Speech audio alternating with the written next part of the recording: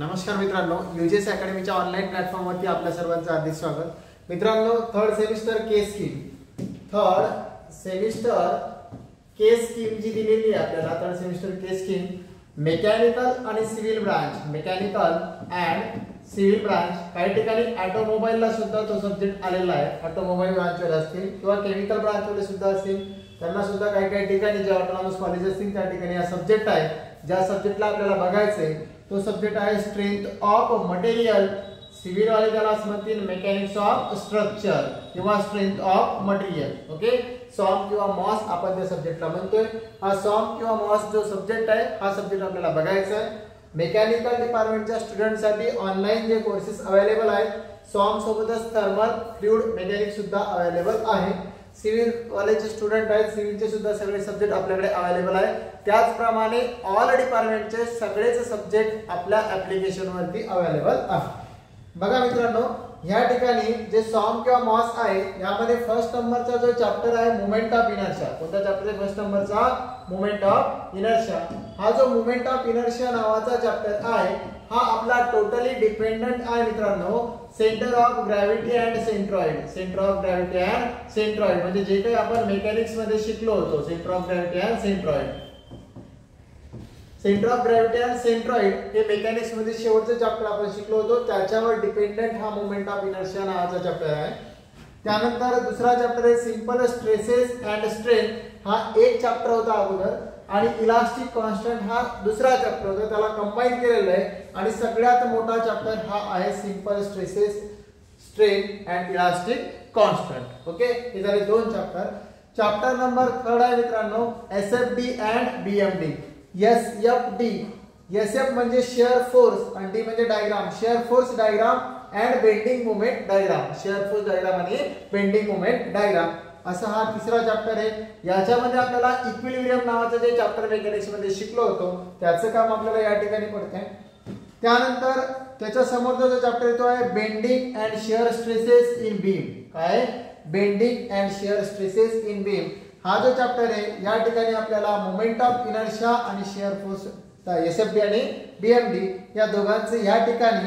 आणि 5व्या नंबरचा chapter direct and bending stresses.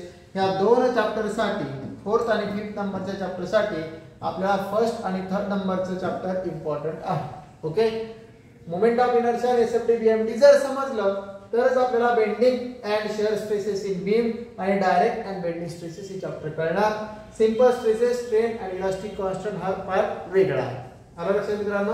तर यातला सगळ्यात पहिला चॅप्टर आपण मोमेंट ऑफ इनर्शिया नावाचा जो चॅप्टर आहे त्याच्यापासून सुरुवात करू. Okay, moment of inertia. आता या ठिकाणी जर मोमेंट ऑफ इनर्शियाला आपण असं पण दाखवू शकतो m.i. That is moment of inertia असं सुद्धा आपण दाखवू शकतो.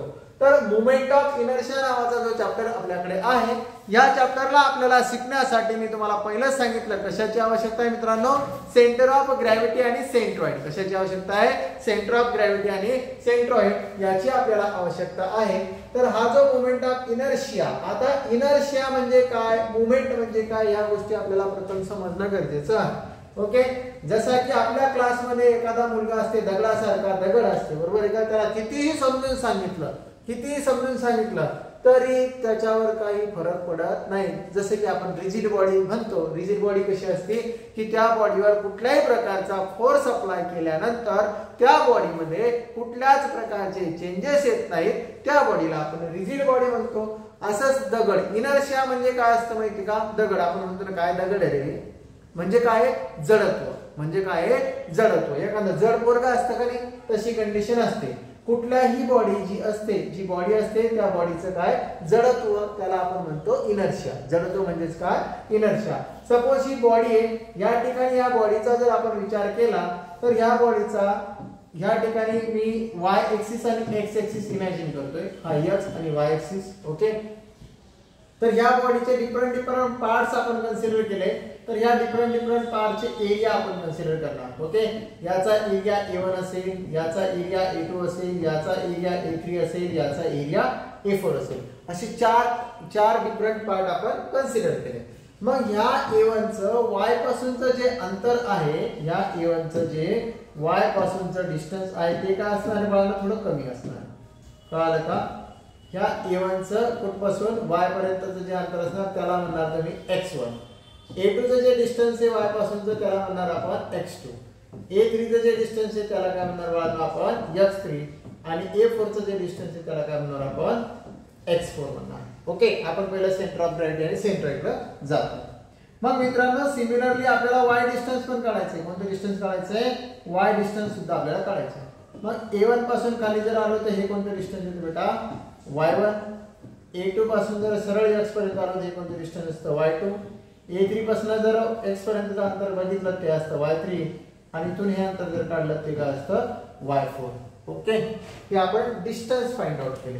यामध्ये काय माहितीये का, याचा मोमेंट ऑफ इनर्शिया जर आपल्याला फाइंड आउट करायचा असेल तर मोमेंट ऑफ इनर्शिया म्हणजे काय माहितीये का, त्याचा area into perpendicular distance square. काय सांगितलं? Area into perpendicular distance square. म्हणजे मोमेंट ऑफ इनर्शिया याची जर आपल्याला डेफिनेशन सांगायची असेल ती सांगितली आहे, is the product of area of section and the square of the distance between the reference axis and the centroidal section. Okay, म्हणजे हा जो सेंट्रॉइडल सेक्शन आहे हा आणि रेफरन्स एक्सिस यांच्या मधातलं डिस्टन्स आणि त्याचा एरिया, बरोबर आहे का? म्हणजे हा सेक्शन दिलाय याचा एरिया. ओके, आणि त्याचा जो रेफरल काय म्हणतो आपण त्याला, रेफरन्स एक्सिस जो दिला आहे तो आणि याचा सेंट्रॉइड याच्यामधलं अंतर याचा काय घ्यायचा? स्क्वेअर. याला म्हणतो आपण मोमेंट ऑफ इनर्शिया. आता याला जर विचार केला तर आपण ह्या डिस्टन्सला r ने सुद्धा दाखवू शकतो. कशाने दाखवू शकतो? r ने. तर हा मोमेंट ऑफ इनर्शिया आपल्याला या ठिकाणी काय करायचं आहे? फाइंड आउट करायचं आहे. त्यासाठी ही डिफरंट जी बॉडी आपल्या समोर दिली असेल त्या बॉडीचा जर आपण विचार केला तर या बॉडीवरून आपल्या लक्षात येतं की इथे वेगळे वेगळे पार्ट आहेत, त्याचं कॉम्बिनेशन करायचं म्हणजे समेशन करायची, सम करतो आपण, त्यावेळेस आपल्याला टोटल बॉडीचा मोमेंट ऑफ इनर्शिया भेटणार. ओके, फॉर्म्युले वगैरे सगळे मी तुम्हाला सांगतोय कसं कसं. पहिलं इनर्शियाचं काम काय आहे कसं आहे ते आपण पहिलं समजून घेऊ मित्रांनो. एवढं लक्षात आलं तुमच्या? इनर्शिया म्हणजे काय, तर डिफरंट बॉडीज आपल्याला दिलेल्या असतील त्यानुसार आपल्याला ते काय करायचं? फाइंड आउट करायचं. Okay, area into perpendicular distance square. आता मग आपण हा रेफरन्स एक्सिस कोणता घेतलेला आहे? y रेफरन्स एक्सिस जेव्हा आपण घेतो तर पहिल्या बॉडीसाठी काय मिळणार आहे? Moment of inertia. या पहिल्या बॉडीसाठी एरिया 1 येणार. काय येणार पहिल्या बॉडीसाठी? Moment of inertia. एक मिनिट, काय येणार? एरिया 1 येणार आणि त्याचं परपेंडिक्युलर डिस्टन्स किती येणार? x1 त्याचा square. But with axis about y म्हणजे ही कुणाची व्हॅल्यू काढतो आपण? i ची. कुणाची? i ची. म्हणजे प्लस मध्ये या ठिकाणी काय येणार? सेकंड सेक्शन येणार. काय येणार? a2 x2 चा स्क्वेअर प्लस मध्ये काय येणार पुन्हा? a3 x3 चा स्क्वेअर आणि लास्टला a4 x4 चा काय येणार? स्क्वेअर.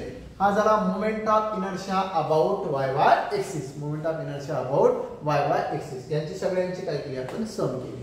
म्हणून आपण याला असं पण लिहू शकतो summation of area into x square. Summation of area into x square. ही कुणाची व्हॅल्यू भेटली बेटा आपल्याला? i ची. कुणाची व्हॅल्यू भेटली आपल्याला? i ची. सिमिलरली तुमच्या डोक्यामध्ये डायरेक्ट येणार अबाउट x एक्सिस जर कन्सिडर केलं तर मित्रांनो डिस्टन्स कोणतं भेटणार आहे आपल्याला? y. कोणतं डिस्टन्स भेटणार? y. सो x जर काढायचं असेल तर area 1 into y1 square plus area 2 into y2 square plus area 3 into y3 square plus area 4 into y4 square plus and so on. म्हणजे कुठपर्यंत जेवढे आपण जर बॉडी कन्सिडर केला तिथपर्यंत. इथं पण तुम्ही plus and so on consider करू शकता. म्हणजे जेवढे या ठिकाणी बॉडीज आपण कन्सिडर केलात त्याच्यानुसार आपल्याला त्यांची ऍडिशन करायची असते. कारण का किती आपल्याला कन्फर्म आहे का नाही, म्हणून या ठिकाणी मी अँड सो ऑन लिहिलंय. याची सुद्धा काय केली आपण? सम केली. म्हणून इथं काय लिहू शकतो आपण? i x is equal to summation of all area into y square. काय घेतलं? Summation of area into y square. मग तुमच्या लक्षात आलं असेल ऑब्जेक्ट पासून y कडे जाणारा म्हणजे y भोवती फिरणारा आपण कन्सिडर करू. जेव्हा y भोवती फिरणार तेव्हा डिस्टन्स काय येणार? x. आणि जेव्हा x भोवती फिरणार तेव्हा डिस्टन्स काय येणार? y ना. तेव्हा डिस्टन्स काय येणार? y. एवढं तुमच्या लक्षात आलं असेल तर हे दोन फॉर्म्युले तुम्हाला लक्षात ठेवायचे आहेत. ओके, जे रायटिंग वर्क्स आहे जे लिहायचे तुम्हाला त्या गोष्टी ज्या आहेत त्या पीडीएफच्या फॉर्म मध्ये ॲपवरती त्या टाकलेल्या असतील. त्या ठिकाणी जायचं, ॲपमध्ये स्टडी मटेरियल असेल, स्टडी मटेरियल बघायचंय आणि त्यावरून टोटल व्यवस्थितरित्या लिहून घ्यायचं आहे. ओके, इथपर्यंत कळतंय मित्रांनो? समजलं का इथपर्यंत? बघा आता ह्या ठिकाणी याच्यानंतरची कंडिशन काय माहिती का, डेफिनेशन जर सांगायची तर कसं सांगसान, मोमेंट ऑफ इनर्शिया जर सांगायचं असेल तर हा काय झाला एरिया आणि हा काय झाला एक्स, किंवा इथं बघा हा एरिया आणि हा काय झाला एक्स. एक्स काय डिस्टन्स बिटवीन रेफरन्स जो एक्सिस दिला आहे, रेफरन्स एक्सिस अँड सेंट्रॉइड या दोघांच्या मनातलं काय घ्यायचं डिस्टन्स, त्याचा काय घेतला स्क्वेअर, आणि एरिया या दोघांचा काय घेतला प्रोडक्ट. बरोबर का. मोमेंट ऑफ इनर्शियाची डेफिनेशन सोप्या भाषेत सांगायची म्हणजे काय सांगणार, the moment of inertia is the product of काय दोघांचा product of area of the section and square of the distance between reference axis and centroid. त्याच्यामधलं काय घ्यायचंय डिस्टन्स. ओके आला लक्षात. सोप्या भाषेत पुन्हा एकदा सांगतो बघा, moment of inertia is the product of area of the section and square of the distance between referral axis and centroid of the section. कळालं का. त्याला म्हणतो आपण मोमेंट ऑफ इनर्शिया. आता हा मोमेंट ऑफ इनर्शिया मेजर कशामध्ये करणार, आता तुम्हाला मला सांगा, तुम्ही या ठिकाणी एरिया जर मोजायचं तर एरिया कशामध्ये मोजणार आपण, मीटर स्क्वेअर मध्ये मोजू शकतो, मिलीमीटर स्क्वेअर मध्ये मोजू शकतो, सेंटीमीटर स्क्वेअर मध्ये सुद्धा मोजू शकतो, काय किलोमीटर स्क्वेअर मध्ये पण मोजतील जास्त प्रॉपर्टी वाले लोक. बरोबर आहे का. तर अशा प्रकारे आपण एरिया मोजू शकतो. काय मोजू शकतो एरिया. यानंतर एक्स म्हणजे काय परपेंडिक्युलर डिस्टन्स, त्याचा सुद्धा काय स्क्वेअर, म्हणजे त्याला सुद्धा सिमिलरली आपण ह्या सेम युनिट मध्ये काय करू शकतो मेजर करू शकतो. कळालं का. सेम युनिट त्याच्यासाठी सुद्धा लागू होतात. लक्षात आलं का बाळांनो.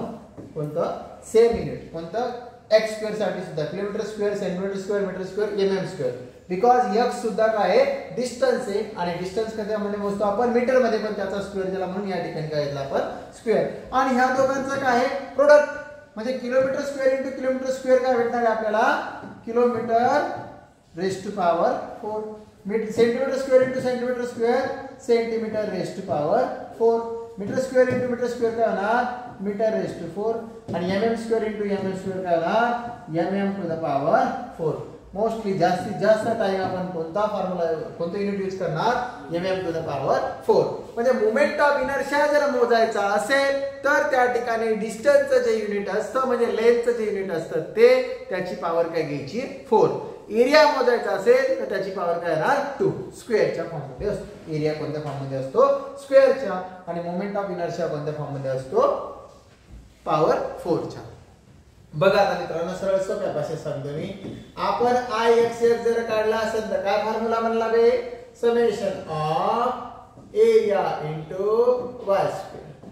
आय वाय वाय जर काढला तर काय फॉर्म्युला म्हणला summation of area into x square. Okay. आणि यांचं युनिट जर आपल्याला लिहायचं असेल तर युनिट काय तयार झालं मित्रांनो mm to the power 4, centimeter to the power 4, meter to the power 4, kilometer to the power 4. Okay. Kilometre to the power 4 असं घेऊ शकतो. शक्यतो याला काय आपण वापरत नाही कारण एवढी प्रॉपर्टी कोणाची नाही, माझी तर नाही, तुमची असली तुम्ही घेऊ शकता. Okay. Kilometre to the power 4 वापरू शकता म्हणजे एरियाचे युनिट वापरायचे metre to the kilometre to the power square आणि डिस्टन्स पण तेवढंच आहे. ओके. लक्षात आलं का. मॅक्सिमम टाइम कोणता यूज करणार आपण एमएम टू द पॉवर 4. इथपर्यंत कळालं मित्रांनो. आता या ठिकाणी इनर्शियाचे मी तुम्हाला काही एक्झाम्पल सांगतो. इनर्शियाचे तुम्हाला काय सांगतो काही एक्झाम्पल सांगतो बघा.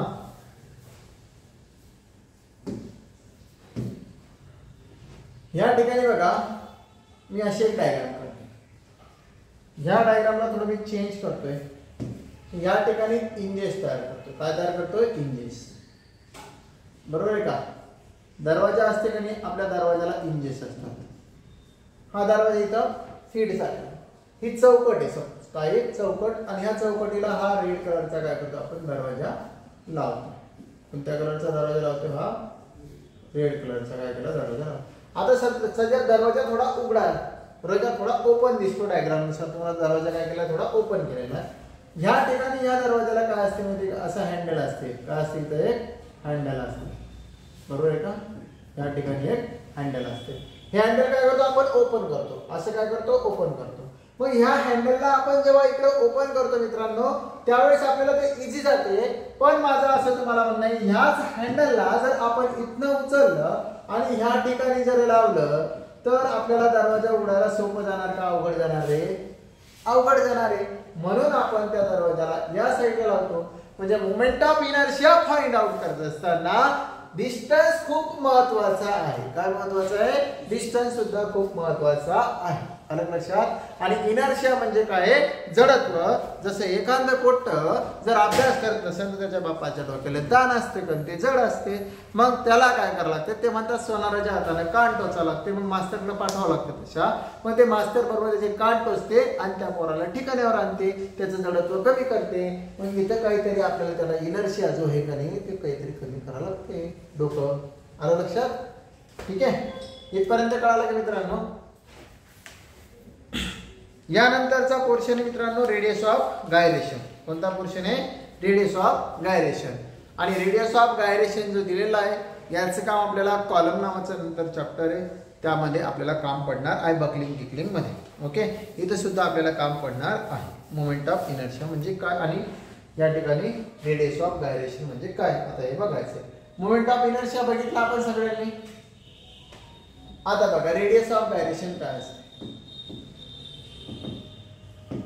Radius of gyration. Radius of gyration. Radius of gyration. आता रेडियस ऑफ गायरेशन म्हणजे काय? आताच मोमेंट ऑफ इनर्शियाचा फॉर्म्युला बघितला आपण सर ax स्क्वेअर असते. बरोबर आहे का? समेशन गायब करू आपण सिंगल याच्यासाठी कन्सिडर करू किंवा मोमेंट ऑफ इनर्शियासाठी a * y स्क्वेअर असते. आता y आणि x हे जर डिस्टन्स कन्सिडर केलं एखादी बॉडी धरली किंवा सेंटर पकडलं तर या ठिकाणी जर कन्सिडर केलं तर x होणार. असं कन्सिडर केलं तर काय होणार? y होणार. बरोबर आहे का? आणि या दोघांना आपण काय इमॅजिन करू? रेडियस इमॅजिन करू. आणि या रेडियसलाच कशाने दाखवायचं बघूया? k ना. म्हणजे ते काय होणार? Radius of gyration. ऍक्च्युअल मध्ये सर्कल नसते म्हणून कुठला तरी एखादा ऑब्जेक्ट आपल्याकडे दिलेला असतो सेक्शन असतो त्याच्यानुसार त्याचा रेडियस ऑफ गायरेशन करावा लागतो. तर याला आपल्याला x आणि y च्या जागेवर काय समजायचं? k square. काय घ्यायचं? x आणि y च्या जागेवर k घ्यायचं. म्हणून moment of inertia is equal to area into perpendicular distance square. And that perpendicular distance is the radius. आणि तो परपेंडिक्युलर डिस्टन्स काय झाला? Radius of gyration. काय झाला? Radius of gyration. मग ह्या रेडियस ऑफ गायरेशनची आपल्याला व्हॅल्यू काढायची. मग हा a इकडे झाला म्हणजे I/a इज इक्वल टू काय मिळणार मित्रांनो? k square. मग मला किंमत काढायची आहे k ची म्हणजे रेडियस ऑफ गायरेशनची. मग याचं काय घ्यावं लागेल? इथं स्क्वेअर आहे तर काय घ्यावं लागेल? Square root. काय घ्यावं लागेल? Square route. मीन्स या ठिकाणी काय घेतलं आपण? Taking square root on both side. Taking square root on both side. दोन्ही साइडचं काय घेतलं मित्रांनो? स्क्वेअर रूट घेतलं. मग हा जो k आहे तर k ची व्हॅल्यू आली आपल्याकडे √I/a. आणि हा जो I असते हा असते मोमेंट ऑफ इनर्शिया आणि a असते एरिया ऑफ दॅट सेक्शन. आणि युनिट ऑफ k चं युनिट काय असते माहिती आहे का? हे रेडियस म्हटल्यानंतर काय असणार? मीटर, सेंटीमीटर आणि मिलीमीटर. हे काय झालं मित्रांनो? Radius of gyration. काय झालं? Radius of gyration. कळतंय?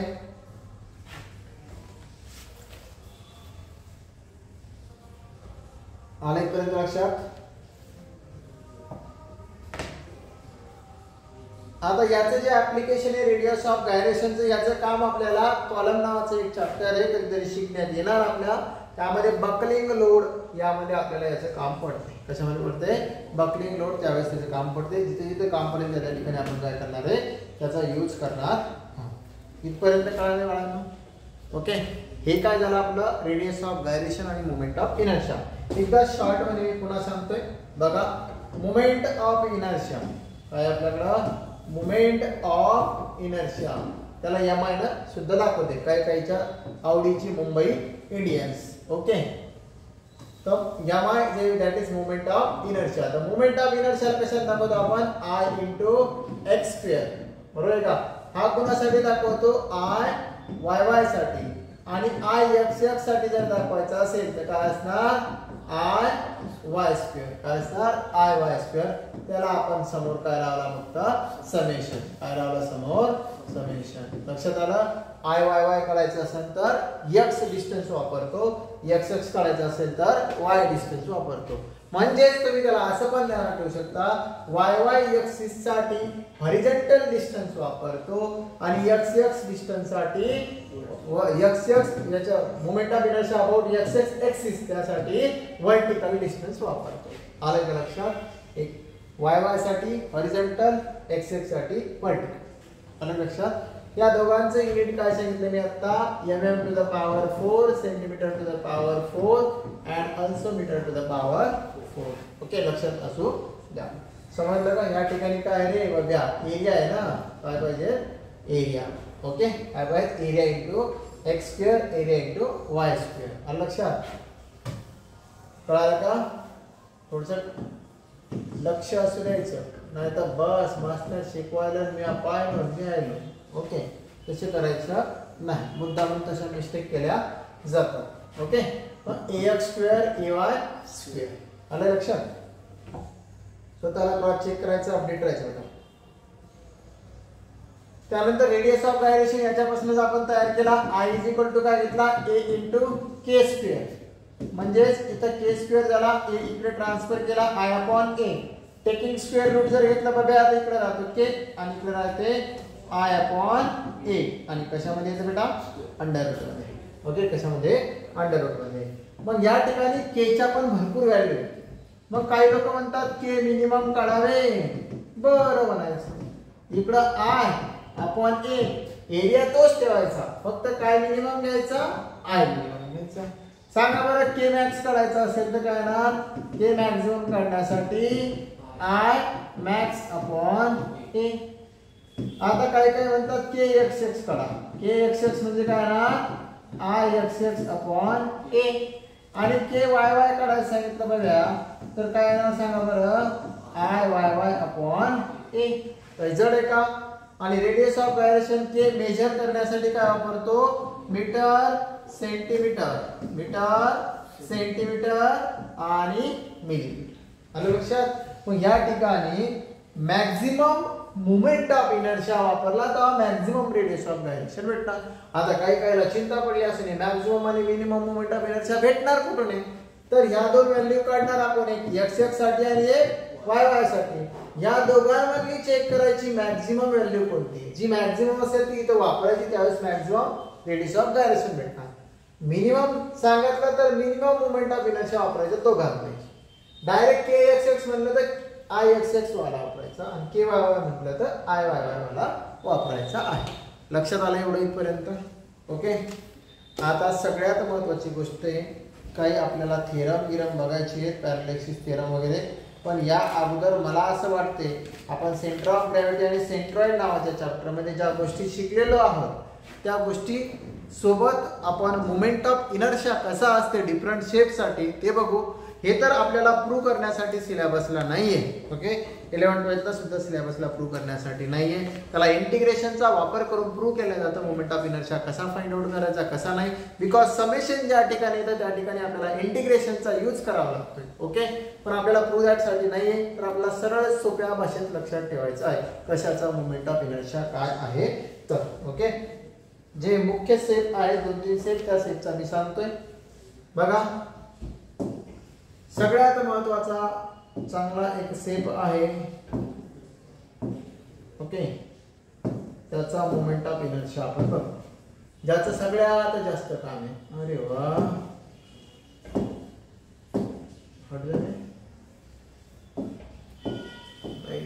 ओके बघा ज्याचं सगळ्यात जास्त काम आहे त्याचा मोमेंट ऑफ इनर्शिया घेऊ. दिस इज अ रेक्टँग्युलर सेक्शन. कोणता सेक्शन मित्रांनो हा रेक्टँग्युलर सेक्शन आहे. मग या रेक्टँग्युलर सेक्शनचा मोमेंट ऑफ इनर्शिया काय असतो, आय एक्स एक्स काय असतो आणि आय वाय वाय काय असतो हे आपल्याला फाइंड आउट करायचं. मी तुम्हाला सांगितलं याला कॅल्क्युलेट करण्यासाठी आपल्याला इंटिग्रेशनचा यूज करून पूर्ण डेरिव्हेशन सॉल्व्ह करावं लागतं, त्यावेळेस आपल्याला याची मोमेंट ऑफ इनर्शिया माहिती होतात. पण आपल्याला डेरिव्हेशन नाहीये, फक्त फॉर्म्युले यूज करायचे आहे. ओके बघा या ठिकाणी मित्रांनो या ठिकाणी जर बघितलं तर याला आपण ब्रेड म्हणू शकतो आणि याला आपण काय म्हणू शकतो, डेप्थ म्हणू शकतो. काय म्हणू शकतो मित्रांनो, डेप्थ, ब्रेड अँड डेप्थ. मग या ठिकाणी जर एक विचार केला मित्रांनो तर याचा सेंटर या ठिकाणी कुठेतरी येणार असतो, ज्याला आपण सेंटर ऑफ ग्रॅव्हिटी किंवा सेंट्रॉइड म्हणू शकता. सॉलिड डायग्राम असेल तर सेंटर ऑफ ग्रॅव्हिटी नाहीतर सेंट्रॉइड आपण असं म्हणू शकतो. हा जो सेंट्रॉइड आहे याला दाखवत असतो आपण एक्स बार कामा वाय बार. ओके, मग आपण मेकॅनिक्स मध्ये जातोय थोडं. तर मेकॅनिक्स मध्ये बघितलं होतं आपण ही जी एक्स बार ची जी व्हॅल्यू आहे ज्याला आपण एक्स बार म्हणतो, हा एक्स बार असतो. या एक्स बार कोणाच्या अर्धा असणार, बी च्या. म्हणून एक्स बार इक्वल टू काय भेटते बघा, b/2 भेटते. आणि डेप्थचा जो हाफ असतो त्याला काय म्हणतो आपण, वाय बार म्हणतो. काय म्हणतो, वाय बार, आणि तो असतो d चा हाफ. आणि यामध्ये सगळ्यात महत्त्वाची गोष्ट जे लोकांना मेकॅनिक्स मध्ये माहिती झालेला असेल, मी सांगितलं होतं माझ्याकडे ज्या लोकांनी क्लास केले ना, तर हा जो एक्स बार दिलेला आहे हा सेंट्रॉइड पासून कुठलाही सेक्शन असेल त्या सेक्शनच्या एक्झॅक्ट लेफ्ट साइडच्या अंतराला काय म्हणतात, एक्स बार. आणि सेंट्रॉइड पासून एकदम बॉटम पर्यंतच्या अंतराला काय म्हणतात, वाय बार. काय म्हटलं मी, सेंट्रॉइड पासून लेफ्टच्या अंतराला म्हणतात एक्स बार आणि सेंट्रॉइड पासून बॉटम पर्यंतच्या अंतराला काय म्हणतात, वाय बार म्हणत असतात. म्हणजेच आपल्याकडे जर रेक्टँग्युलर सेक्शन दिला असेल मित्रांनो तर त्या ठिकाणी आपल्याला एक्स बार ची जी व्हॅल्यू घ्यायची ती घ्यायची b/2, वाय बार ची जी व्हॅल्यू घ्यायची ती काय घ्यायची d/2. ओके, सेंट्रॉइड आपल्याला फाइंड आउट करायचं आहे, त्यासाठी एक्स अँड वाय याची व्हॅल्यू b/2 आणि d/2 आपल्याला भेटते. त्यानंतर हा रेक्टँग्युलर सेक्शन याचा एरिया असतो मित्रांनो b/d. याचा एरिया काय असतो, b/d. Area of that rectangular section is b/d. असं दिलाय b/d. मग याचा एरिया पण आपल्याला भेटला b/d. आणि या ठिकाणी सगळ्यात महत्त्वाचं याचा आपल्याला मोमेंट ऑफ इनर्शिया काढायचा आहे about x axis and moment of inertia about y axis. काय लक्षात, आता एकदम सोप्या भाषेत सांगतो बघा. x ला पॅरलल कोण आहे, x कुठं असणार, हा असणार x आणि उभा असणार y. x एक्सिस ला पॅरलल कोण आहे, b आहे की d आहे, b पॅरलल x ला. म्हणजे काय ना मित्रांनो, x ला पॅरलल b आहे म्हणून पहिला b घ्यायचा, उरला कोण d, दुसरा d घ्यायचा, अपॉन मध्ये 12 घ्यायचं. कळलं, y ला पॅरलल कोण आहे, d, म्हणून पहिला d घ्यायचा, नंतर b घ्यायचा, अपॉन मध्ये काय लिहिलं मी 12. आणि दुसरा जो लिहिला होता त्याचा क्यूब घेऊन टाकायचा. काय घेऊन टाकायचा, क्यूब. मग x ला पॅरलल पहिला b होता म्हणून पहिला b घेतला, दुसऱ्याचा क्यूब डिवाइड बाय 12. y ला पॅरलल d होता म्हणून पहिला d, उरलेल्याचा क्यूब डिवाइड बाय 12. म्हणजे सरळ सरळ बाळांनो ix इक्वल टू bd³/12 आणि iyy equal to db³/12. Okay, हे झाले मोमेंट ऑफ इनर्शिया. आता आपल्याला L section, I section, L section म्हणजे अँगल सेक्शन असा असते ना, हा अँगल सेक्शन असते. I सेक्शन असेल मित्रांनो असा, I सेक्शन असेल, T सेक्शन सुद्धा असू शकतो. Okay, T section, L section, I section, T section. त्यानंतर चॅनल सेक्शन किंवा सी सेक्शन तुम्ही म्हणू शकता. असा सी सेक्शन, असे डिफरंट टाइपचे सेक्शन असतील. आणि त्यांच्यासाठी जर आपल्याला moment of inertia find out करायचा असेल तर आपल्याला पॅरलल एक्सिस थेरम शिकावा लागते. कोणता थेरम शिकावा लागते, पॅरलल एक्सिस थेरम शिकावा लागते. आणि हे जे 3-4 दिसतात यांच्यापैकी एक प्रश्न कन्फर्म 6 किंवा 4 मार्कासाठी पेपर मध्ये येतो म्हणजे येतोच. कळलं का, moment of inertia find out करण्यासाठी 6 किंवा 4 मार्क्ससाठी येतो म्हणजे येतो. आलं लक्षात, हे सगळं तुम्हाला नोट डाऊन करायचंय पीडीएफ मधून. ओके, लेक्चर बघायचंय आणि यावरून काय करायचंय, रफ नोट्स काढायच्यात आपल्याला स्वतःच्या भाषेतल्या. ओके, मी जसं बोर्डवर लिहितोय त्यानुसार स्वतःच्या भाषेतल्या नोट्स काढायच्या. हे म्हणजे रीडिंग करत असताना सोपं जातं. ओके, कळलं मित्रांनो, हा झाला रेक्टँग्युलर सेक्शन. ओके, इथपर्यंत लक्षात आलं.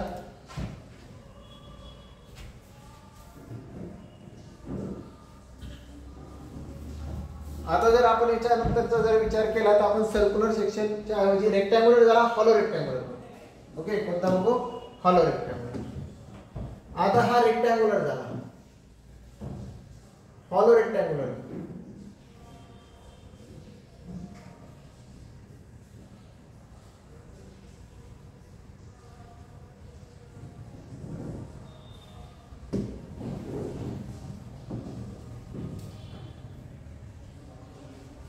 बघा हा काय झाला आपल्याकडे hollow rectangle. Hollow rectangular section म्हणजे काय माहिती आहे बघा, बाहेरची जी साईड, आता याचं डायमेन्शन आपण देऊन टाकू। बाहेरच्याला कॅपिटलला दाखवायचे, तेच पहिल्यासारखंच बी आणि डी, आणि इनर डायमेन्शन जे आहे त्या स्मॉलला दाखवायचे।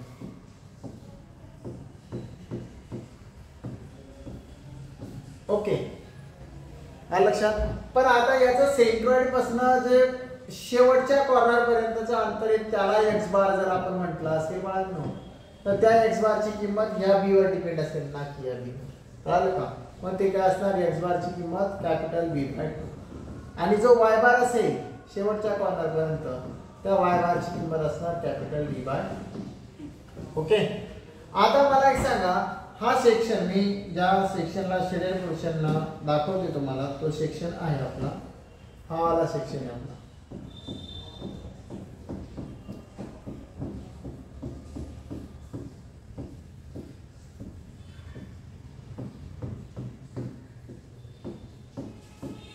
ठीक आहे, हा सेक्शन जो आहे आणि तो आहे हॉलो रेक्टँग्युलर सेक्शन। कोणता म्हटलं, हॉलो रेक्टँग्युलर सेक्शन, म्हणजे हा भाग इथं अवेलेबल नाहीये, एवढाच पोर्शन आपल्याला।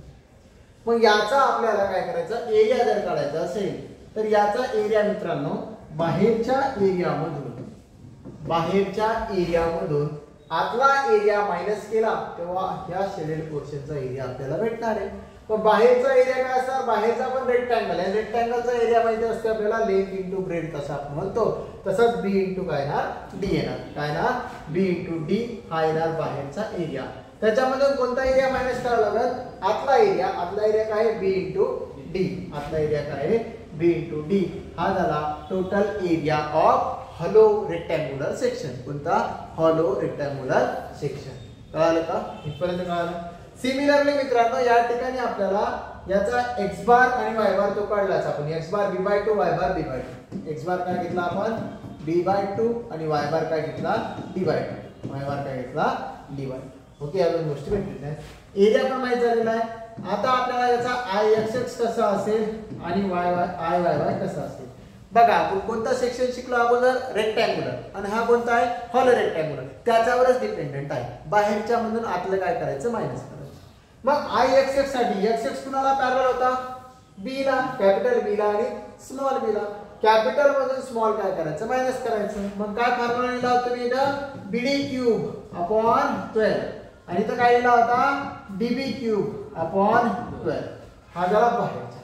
त्याच्यामधून काय करायचंय, मायनस करायचंय। कोणतं मायनस करायचंय, इनर, इनर म्हणजे आतला मोमेंट ऑफ इनर्शिया। म्हणजे इथे काय ना स्मॉल बीडी क्यूब बाय 12, आणि इथे काय ना स्मॉल डीबी क्यूब बाय 12। कळालं का? याला जर तुम्हाला सिंप्लिफाय करून लिहायचं तर एकत्र एकदाच 12 लिहू शकता, आणि इथे लिहू शकता capital BD cube minus small BD cube. Okay, नाही लिहिलं तरी चालतं।